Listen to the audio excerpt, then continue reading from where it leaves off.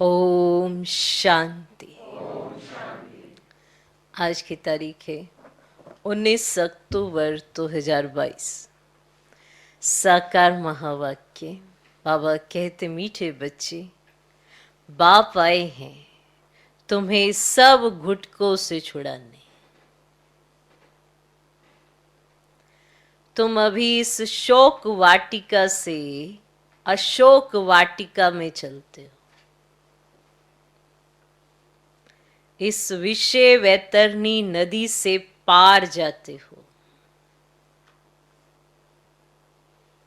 बाबा कहते, मीठे बच्चे, बाप आए हैं तुम्हें सब घुटकों से छुड़ाने।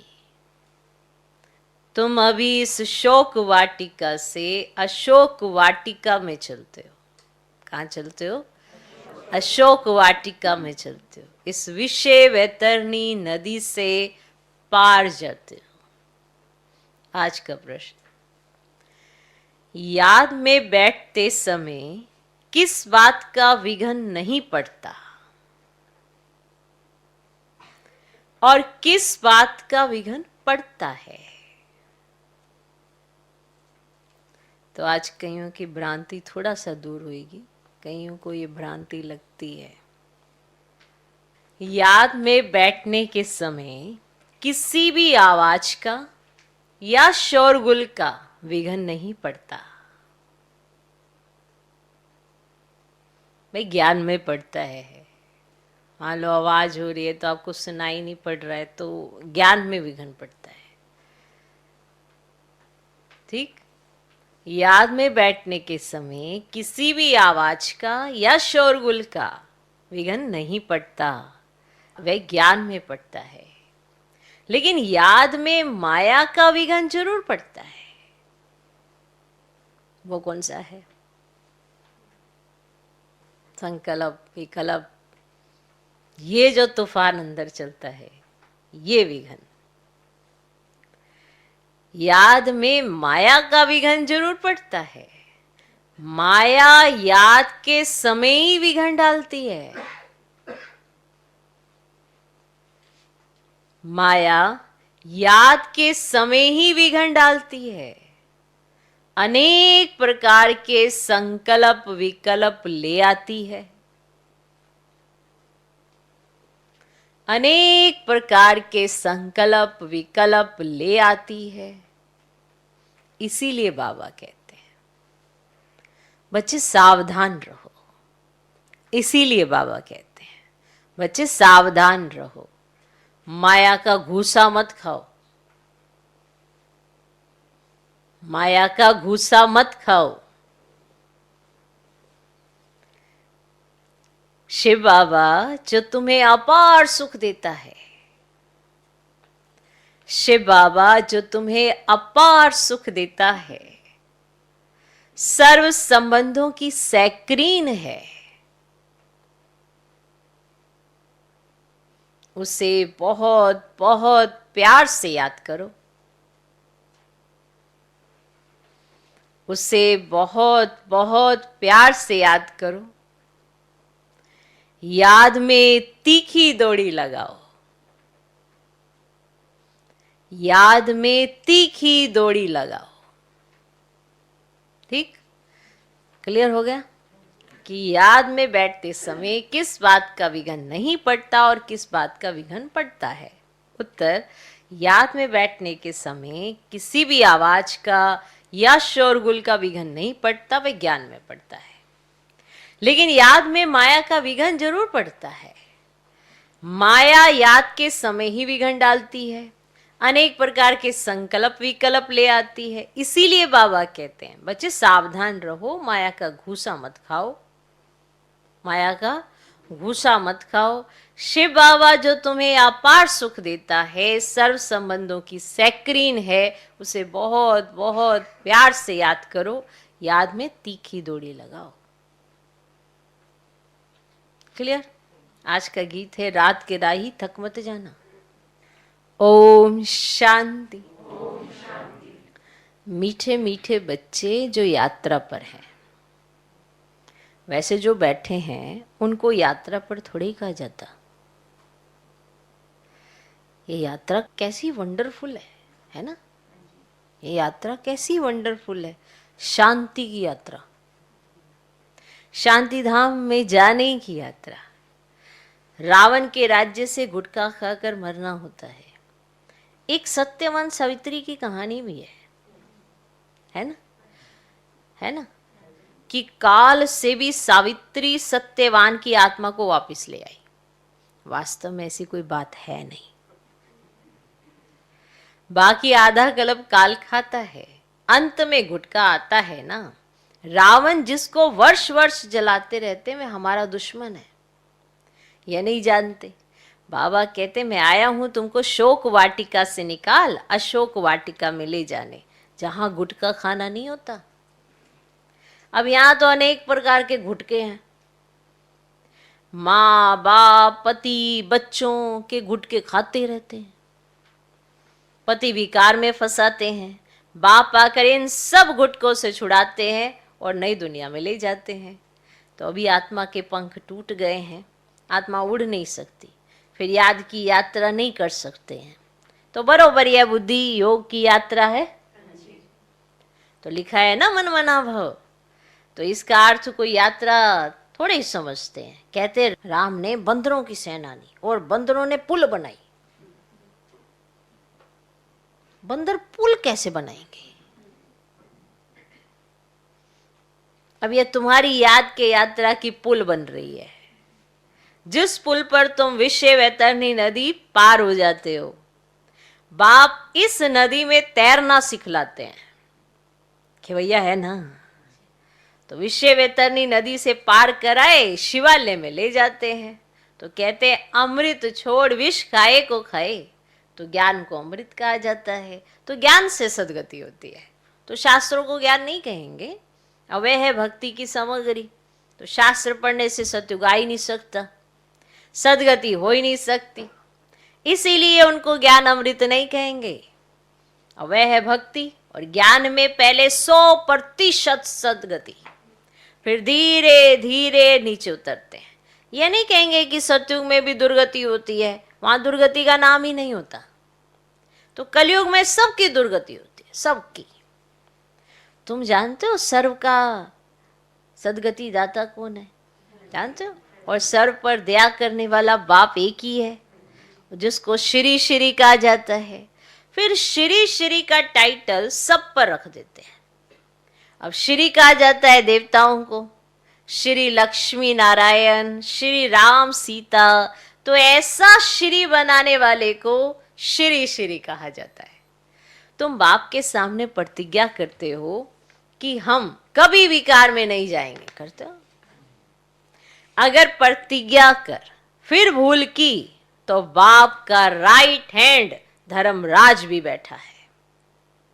धर्मराज माफ नहीं करेगा।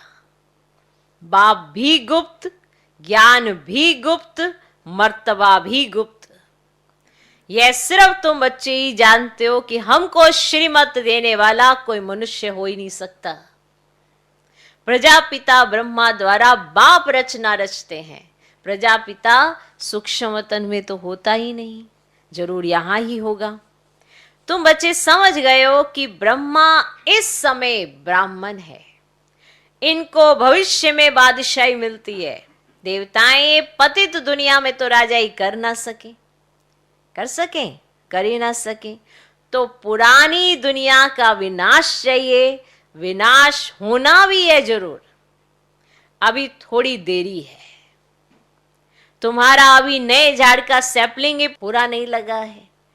आगे गाते थे तमेव माता च पिता तमेव, सबके आगे यह महिमा गाते रहते थे, सबके आगे, समझते कुछ भी नहीं। अच्छा विचार करो, ब्रह्मा माता कैसे हो सकते हैं? लक्ष्मी नारायण की भी अपनी राजाई चलती है, तो उनको माता पिता कह ही ना सके। तो इस समय परम पिता परमात्मा प्रैक्टिकल में माता पिता का पाठ बजा रहे हैं, प्रैक्टिकल में। फिर भक्ति मार्ग में महिमा गाई जाती है। जो आज आप पाठ देखते हो ना, ये भक्ति मार्ग में याद करोगे। जो आत्मा को इस समय का एहसास है ना भगवान के साथ का, वो उस समय इमर्ज होगा। वो कशिश, वो खींच, वो इस समय की उस समय भी होगी। नहीं तो भगवान क्या है भक्ति मार्ग में कैसे पता हो? आपने संगम युग पर भगवान के साथ रहकर देख लिया तो आत्मा में वो नूंद हो गई। जैसे मान लो आज से 30 साल पीछे जाते हैं तो यहाँ का माना पूरे भारत का वायुमंडल कैसा था, वो हवाएं कैसी थी। चलो आप पीछे 30-35 साल पीछे जाओ, आपको कुछ एहसास होता है कि उस समय की जो वाइब्रेशंस थी या हवा थी वो थोड़ी डिफरेंट थी, एहसास होती है, माना अलग थी। आज बहुत फास्ट है ना, हर चीज बड़ी तेज है, हर चीज माना क्विक क्विक क्विक। उस समय उसी चीज के लिए मेहनत की जाती थी। तो आज अगर आप 30 साल पीछे चले जाओ, जितने भी बैठे हैं वो पीछे जाएं 30 साल पीछे, तो उस समय भी आप खाना खाते थे, बनाते थे, कार्य भी करते थे, या आपने अपने बड़ों को देखा है ऐसा करते हुए। उस समय की जो हवाएं थी, वायुमंडल था, वो आज आप एहसास कर सकते हो? स्मृति में तो होगा। लेकिन अगर आप चाहोगे कि वो आज आ जाए, नहीं आ सकता ना। चाहे आप कितने भी फूल लगा लो, पेड़ पौधे लगा लो, वो जो वाइब्रेशन है, वो जो हवाएं थी वो अलग थी। चारों तरफ का, एक तो इतने इतने बड़े बड़े घर नहीं, एक तो इतनी भीड़ नहीं, जहाँ भी जाना तो कहीं ऐसे माना निश्चिंतता थी। लेकिन कार्य हाथ से ही होते थे, इतनी वो ऑटोमेटिकली चीज़ें भी नहीं आई थी। तो वो सारी चीज़ों को आज एहसास करने में कितनी दिक्कत होगी आपको, होगी ना। तो आज संगम युग पर आप भगवान के साथ मिल रहे हो, छोटी बात नहीं है ना ही इसे साधारण समझना। ये भूल कभी नहीं करना, क्योंकि जो आज एहसास है वो कल नहीं रहेगा। और फिर इसी एहसास को याद रखने के लिए आप फिर से इमर्ज करोगे कि बाबा से हम ऐसे मिलते थे। समझे कुछ? जैसे मधुबन घर में अभी सब कुछ रिवाइज हो रहा है, लेकिन वो एहसास कि बाबा से जो ऐसे मिला करते थे, बाबा के सम्मुख जाते थे, उनके सामने बैठते थे, फिर बाबा जो कहते थे फिर ऐसा लगता है हमारे से कह रहे हैं, सम्मुख बैठते थे, कितने घंटों बैठते थे। फर्क तो है ना। आप उसको आज याद कर सकते हो, इमर्ज करने की कोशिश कर सकते हो, लेकिन प्रैक्टिकल तो नहीं है ना। तो जब जो चीज़ आप अभी प्रैक्टिकल देख रहे हो, ये चीज़ एहसास आपको भक्ति मार्ग में आएगा। आज आप भगवान को माता पिता के रूप में महसूस कर सकते हो, बात कर सकते हो, सब कुछ है। और भक्ति मार्ग में इसी चीज को याद करोगे, जिसकी कशिश ही आपको भगवान को वापस नीचे लाने के लिए वापस प्रेरित करेगी। इसीलिए ऊपर से नीचे उतरना ही है भगवान से मिलन मनाने के लिए। आत्माएं तो बहुत मिल जाएंगी, आएंगी जाएंगी, आएंगी जाएंगी, यही काम करते रहेंगे। ओके, इसीलिए ये समय जाने नहीं देना चाहिए, क्योंकि प्रैक्टिकल माता पिता के रूप में जो पाठ बजा रहा है भगवान, वो इसी समय बजा रहा है। और बाकी समय आप याद करोगे, इमर्ज करने की कोशिश करोगे, लेकिन वो वायुमंडल नहीं होगा। इसीलिए तो भक्ति मार्ग में भगवान भगवान भगवान कह के याद किया जाएगा। अगर भगवान को माता पिता के रूप में या कभी महसूस ही नहीं किया है तो याद क्या करोगे वहां पे बैठ के। सिर्फ ये जान लेना कि परम धाम में वो परमात्मा है, हमें आत्मा, बस इतना एहसास काफी है। फिर तो परम धाम ही याद आना चाहिए। ये संबंध क्यों याद आते हैं? तो यहाँ पे फील किया है ना संगम पर, इसीलिए याद आते हैं भक्ति मार्ग में। और फिर जब भक्ति मार्ग में वो चीज नहीं मिलती, फिर आता है भगवान जब नीचे सच में, फिर आप एहसास करते हो, फिर आपकी आत्मा को फिर एहसास, अच्छा ये है वो वाली, ये है वो कशिश, ये है वो खुशबू, ये वो चीज है। क्योंकि खुशबू तो आती है ना। वही खुशबू आपको 30 साल पीछे अगर ले जाएं तो आप अगर अगर हल्की सी भी कहीं पे महसूस होती है, ऐसा लगता है पीछे चले गए हो। समझ के देखना, ये खुशबू बहुत बड़ी जबरदस्त चीज है। वाइब्रेशंस जो आते हैं, है ना, भगवान के साथ की, तो ये भक्ति मार्ग में भी आप महसूस करना चाहेंगे, इसीलिए आप भक्ति करते हो। कोई वहां पे कोई प्राप्ति की जरूरत थोड़ा थी। अब द्वापर युग में किसकी जरूरत है आपको, बताओ। वहां पे कोई ऐसी कमी तो आई नहीं, एकदम से नीचे उतरे और कमी आ गई और चलो भक्ति करना शुरू करें। यही वाली तड़फ, यही वाली लगन, इसी चीज का एहसास भक्ति शुरू कराती है, ये भी याद करना। अगर मिले ही नहीं होंगे तो बुलाओगे किसको। इसलिए जो सबसे ज्यादा मिलता है, सबसे ज्यादा नजदीक होता है, वही भक्ति सबसे पहले शुरू करता है, क्योंकि उसी को लगन होती है, उसी को तड़प उठती है, उसी को वो वाइब्रेशन चाहिए, उसी को वो खुशबू चाहिए, और वो है ब्रह्मा बाबा। चलिए, राजा विक्रमादित्य वन द्वापर युग में सबसे पहले भक्ति यही आत्मा शुरू करती है, तब से भक्ति शुरू हो जाती है।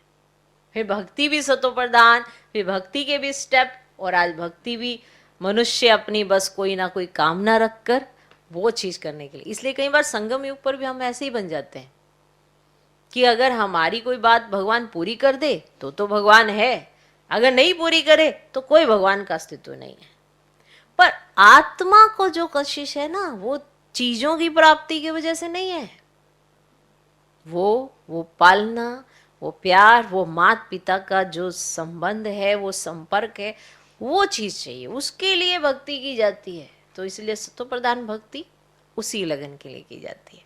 ये नहीं कि वहां पे जैसे ही द्वापर युग आया एकदम बेचैनी शुरू हो गई, भैया मेरे साथ क्या हो गया, ऐसा नहीं। वो लगन, वो संगम युग की कशिश उनको वहां होने लगती है, क्योंकि सबसे ज्यादा नजदीक और ज्यादा समय भगवान के साथ जो रहता है, वही सबसे पहले सतो प्रधान भक्ति शुरू करता है। ओके, तो इस समय परम पिता परमात्मा प्रैक्टिकल में मात पिता का पाठ बजा रहे हैं। फिर भक्ति मार्ग में महिमा गाई जाती है, उसमें भी पहले पहले शिव बाबा को तमेव माता च पिता कहते हैं, पीछे फिर उसके बाद लक्ष्मी नारायण, सीताराम, सबको कहते रहते हैं। अकल तो कुछ है नहीं।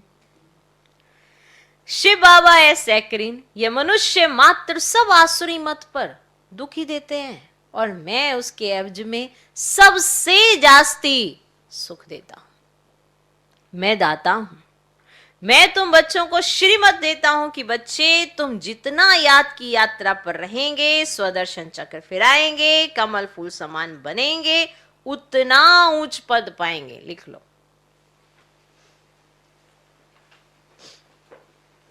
मैं तुम बच्चों को श्रीमत देता हूं कि बच्चे, तुम जितना याद की यात्रा पर रहेंगे, स्वदर्शन चक्र फिराएंगे, कमल फूल समान बनेंगे, उतना ऊंच पद पाएंगे। इन अलंकारों का अर्थ कोई समझा ना सके। अलंकार तुम ही धारण करते हो, निशानी विष्णु को दे दी है, तीसरा नेत्र भी देवताओं को दे दिया है। वास्तव में तीसरा नेत्र भी तुमको मिलता है, क्योंकि इसी नेत्र से तो आप सब कुछ देखते हो। त्रिनेत्री, त्रिकालदर्शी अक्षर है ना, इसका अर्थ भी इस समय तुम आत्मा की बुद्धि में है। आत्मा की बुद्धि में ही सब कुछ रहता है। मेरी आंख, नाक, कान भी शरीर नहीं कहता है। कौन कहती है? आत्मा कहती है। ये मेरा शरीर रूपी महल है, इसमें खिड़कियां भी हैं, रोशनदान भी हैं, सब कुछ है। ठीक है, ये शरीर रूपी महल है। आत्मा को मालूम पड़ा है कि मुझ आत्मा में 84 जन्मों का पाठ ढूंढा हुआ है। कितनी गुप्त बातें हैं। आत्मा को रॉकेट भी कहते हैं। क्या कहते हैं? रॉकेट भी कहते हैं आत्मा को, या आत्मा को रॉकेट भी कहते हैं। जिस आत्मा को शरीर छोड़ लंदन में जाना होगा तो सेकंड में चली जाएगी। उन्होंने कितना तीखा रॉकेट बनाया है। उन्होंने भी ना, साइंस वालों ने कितना तीखा रॉकेट बनाया है, जो सुबह चले तो शाम को पहुंच जाए। आगे ना स्टीमर में ना 3-4 मास लग जाते थे पहुंचने में, 3-4 मास। अभी भी स्टीमर में तो 1 मास लग ही जाता है, और एरोप्लेन में 1 दिन। परंतु आत्मा बहुत तीखा रॉकेट है, जो 1 सेकंड में पहुंच जाती है, जो कोई भी देख ही ना सके। तुम आत्मा का ऑलराउंडर पार्ट है। अच्छा, परमात्मा का पार्ट क्या है? द्वापर से मेरा साक्षात्कार कराने का पार्ट है।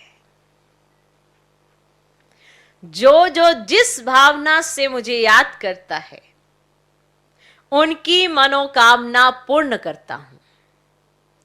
अभी मेरा ज्ञान देने का पार्ट है, पतितों को पावन बनाने का पार्ट है। तुमको मास्टर नॉलेजफुल गॉड के बच्चे मास्टर गॉड बनाता हूं। जिन्होंने कल्प पहले पुरुषार्थ किया था वही करेंगे। बच्चे कहते हैं कल पहले आए थे, अब फिर से वर्षा ले रहे हैं। किसके पास? माता पिता के पास। सरस्वती सबकी माता है, उनकी माता ये ब्रह्मा, इनकी माता तो कोई है ही नहीं। अब आपके इनकी माता तो वो है, सुनो ध्यान से, इनकी माता तो कोई है नहीं। शिव बाबा खुद कहते तुम मेरी वन्नी हो, पत्नी हो, तो शिव बाबा इनकी माता कहते। शिव बाबा खुद कहते हैं मेरी वन्नी हो, माना पत्नी हो, तो फिर मैं कहता हूं, माना ब्रह्मा बाबा फिर क्या कहते हैं, पति बिगड़ खाना मैं कैसे खाऊंगा। तो अच्छा, शिव बाबा और हम दोनों इकट्ठा खाते हैं, नशा तो रहता है ना। तुम भी तो खुद कहते हो कि बाबा दलाल बनाया है अपने साथ सगाई कराने। तुम श्रीमत पर परमात्मा के साथ सबकी सगाई कराते हो, और पंडितों ने ना जो विकार का त्याला बांधा ना, वे बाप कैंसिल कराते हैं। तो बाप कहते हैं तुम ज्ञान चिता पर बैठो तो गोरे बनेंगे, काम चिता पर बैठ तुम काला मुंह क्यों करते हो। श्याम सुंदर का अर्थ भी तो तुम ही जानते हो। श्री कृष्ण है सुंदर, अभी तो वह भी श्याम है। अब बाप ने आकर अपना परिचय दिया है, तुम हो पतित पावन गॉड फादर के स्टूडेंट। तो ये पाठशाला है, पाठशाला में पढ़ाई होती है, मेहनत करनी पड़ती है। और उन सत्संगों में मेहनत नहीं है, वहां तो गीता सुनी, ग्रंथ सुना और घर गए। वहां कोई थोड़े ही कहता कि पवित्र बनो, यात्रा करो, आगे चल। ये सब जिस्मानी यात्राएं आदि बंद हो जाएंगी। बर्फ पड़ी, वह एक्सीडेंट हुआ तो कोई जाएंगे ही नहीं, क्योंकि तुम्हारी यात्रा जोर होती जाएगी। हमारी यात्रा है शिवालय तरफ। पहले शिव की पूरी शिवालय में जाएंगे, फिर शिव की स्थापना की हुई पूरी शिवालय में जाएंगे, माना स्वर्ग में जाएंगे। तो शिवपुरी और विष्णुपुरी दोनों को शिवालय कहेंगे, क्योंकि मुक्ति जीवन मुक्ति दोनों शिव बाबा ही देते हैं। तो सत्युगी देवी घराना शिव बाबा स्थापन करते हैं। अच्छा, याद में आवाज का विघन पड़ नहीं सकता, ज्ञान सुनने में शोर का विघन पड़ेगा। मनुष्य तो कहते हैं शांति करो, नहीं तो याद में विघन पड़ेगा। परंतु योग में भी आवाज विघन नहीं पड़ता, विघन डालती है माया। योग में बच्चों के साथ माया की युद्ध है। बच्चों को युद्ध के मैदान में हार नहीं खानी चाहिए। और माया तो घूसा लगाती रहती है। माया ने नाक पर घूसा लगाया तो वह गिरा, माया नाक पर घूसा लगाया तो यह गिरा, फिर खड़े हुए, फिर नाक पर घूसा लगाया तो यह गिरा। तो बाप कहते हैं ये माया काम क्रोध के घूसे मारती है, इससे तुम्हें बहुत बहुत सावधान रहना है। घूसे नहीं खाने हैं। क्या तुम किसके बच्चे हो घूसा खा के आ गए? चलते ना, माता पिता ऐसे बढ़ाते हैं, उत्साह बढ़ाते हैं, तुम क्या घूसा खा के आ गए हो? हाँ, तो काम क्रोध के घूसे तुमको नहीं खाने हैं। क्या करना? नहीं खाने घूसे। Okay.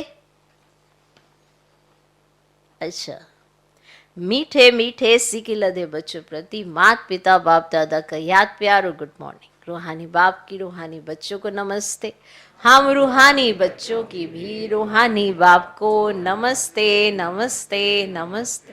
Good morning good morning good morning. धारणा के लिए मुख्य सर पहला पॉइंट, ज्ञान के सब अलंकारों को धारण कर, ज्ञान के सब अलंकारों को धारण कर स्वदर्शन चक्रधारी, त्रिनेत्री, त्रिकालदर्शी अर्थात मास्टर गॉड बनना है।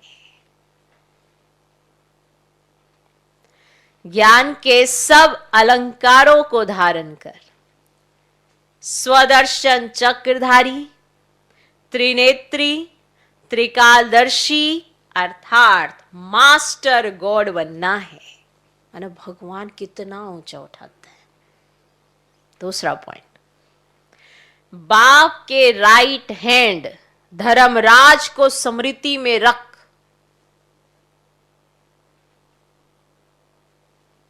बाप के राइट हैंड धर्मराज को स्मृति में रख, कोई भी विक्रम नहीं करने हैं। पावन बनने की प्रतिज्ञा करके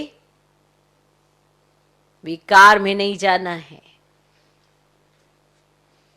पावन बनने की प्रतिज्ञा करके विकार में नहीं जाना है। आज का वरदान, दृढ़ प्रतिज्ञा द्वारा अलबेलेपन के लूज स्क्रू को टाइट करने वाले तीव्र पुरुषार्थी भव।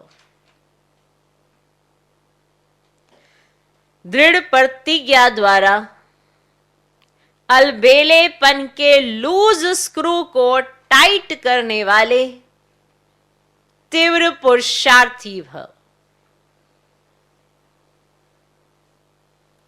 प्रतिज्ञा में लूज होने का मूल कारण है अलबेलापन। जैसे कितनी भी बड़ी मशीनरी हो, लेकिन एक छोटा सा स्क्रू लूज हो जाता है तो सारी मशीन को बेकार कर देता है। वैसे प्रतिज्ञा को पूरा करने के लिए प्लान बहुत अच्छे बनाते हो, पुरुषार्थ भी करते हो, लेकिन पुरुषार्थ व प्लान को कमजोर करने का स्क्रू एक ही है, अलबेलापन। वह नए नए रूप में आता है। इसी लूज स्क्रू को टाइट करो। मुझे बाप समान बनना ही है, इसी दृढ़ संकल्प से तीव्र पुरुषार्थी बन जाएंगे। ओके, आज का स्लोगन, बेहद की वैराग्य वृत्ति ही समय की समीपता का फाउंडेशन है।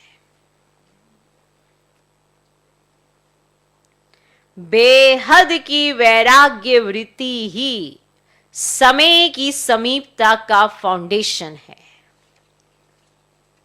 मातेश्वरी जी के अनमोल महावाक्य है।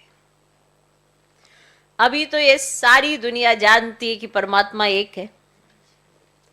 उस ही परमात्मा को कोई शक्ति मानते हैं, कोई कुदरत कहते हैं, मतलब तो कोई ना कोई रूप में जरूर मानते हैं।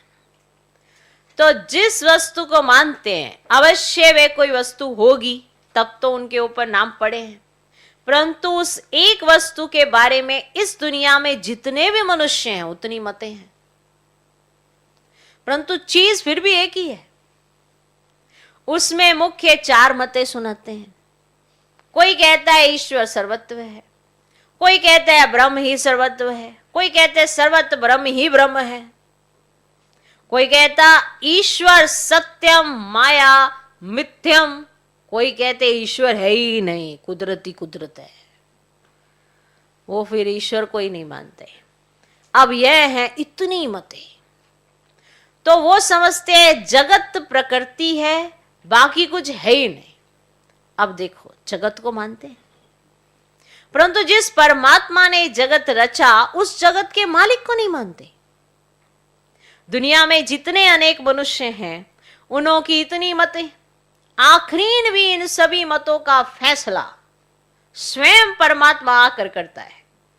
इस सारे जगत का निर्णय परमात्मा आकर करता है, अथवा जो सर्वोत्तम शक्तिवान होगा वही अपनी रचना का निर्णय विस्तार पूर्वक समझाएगा। वही हमें रचता का भी परिचय देते हैं और फिर अपनी रचना का भी परिचय देते हैं। कई मनुष्य ऐसे प्रश्न पूछते हैं, हमको क्या चाहती है कि हम आत्मा हैं? क्या सबूत है? कैसे पता पड़े कि हम आत्मा हैं? कई ऐसे प्रश्न पूछते हैं। अब इस पर समझाया जाता है, जब हम कहते हैं अहम आत्मा उस परमात्मा की संतान है, अब यह है अपने आप से पूछने की बात ना। हम जो सारा दिन मैं कहता रहता हूं, मैं कहता रहता हूं, वो कौन सी पावर है जो ये मैं कर रही है? और फिर जिसको हम याद करते हैं वो हमारा कौन है? जब कोई को याद किया जाता है तो जरूर हम आत्माओं को उन द्वारा कुछ चाहिए। हर समय उनकी याद रहने से हमको उस द्वारा प्राप्ति होगी। अब देखो, मनुष्य जो कुछ करता है जरूर मन में कोई ना कोई शुभ इच्छा अवश्य रहती है ना। कोई को सुख की, कोई को शांति की इच्छा है, तो जरूर जब इच्छा उत्पन्न होती है तो अवश्य कोई लेने वाला है, और जिस द्वारा वो इच्छा पूर्ण होती है वो अवश्य कोई जरूर देने वाला है। तभी तो उनको याद किया जाता है। अब इस राज को पूर्ण रीति से समझना है कि वह कौन है। अब यह बोलने वाली शक्ति मैं स्वयं आत्मा हूं, जिसका आकार ज्योति बिंदु स्वरूप है, मिसल है ना उसकी तरह। तो जब मनुष्य स्थूल शरीर छोड़ता है तो वो निकल जाती है जो मैं कर रही थी, तो आत्मा है ना। तो भली इन आंखों से नहीं दिखाई पड़ती है। अब इससे सिद्ध है कि उसका स्थूल आकार नहीं है, परंतु मनुष्य महसूस अवश्य करते हैं कि आत्मा निकल गई, तो हम उसको आत्मा ही कहेंगे जो आत्मा ज्योति स्वरूप है। तो अवश्य उस आत्मा को पैदा करने वाला परमात्मा भी उसके मुआफिक होगा। जो जैसा होगा उनकी पैदाइश भी तो वैसी ही होगी।